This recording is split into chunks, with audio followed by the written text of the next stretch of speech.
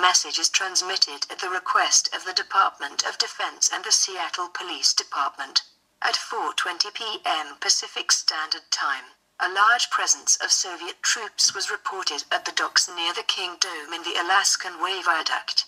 A U.S. Air Force aircraft confirmed the presence of 2 regiments or Soviet armored infantry moving towards the Interstate 90 bridge.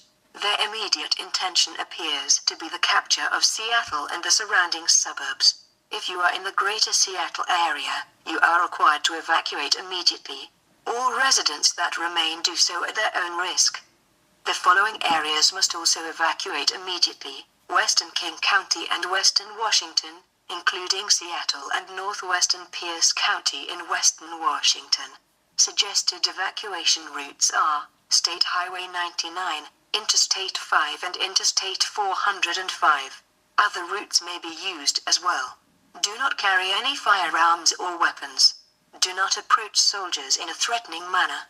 If you must approach, do so with your hands over your head and make no sudden movements. Do not go near unexploded bombs, landmines, artillery shells or other ordnances.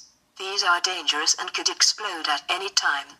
Do not attract the attention of low-flying aircraft. Again, at 4:20 p.m. Pacific Standard Time, a large presence of Soviet troops was reported unloading at the docks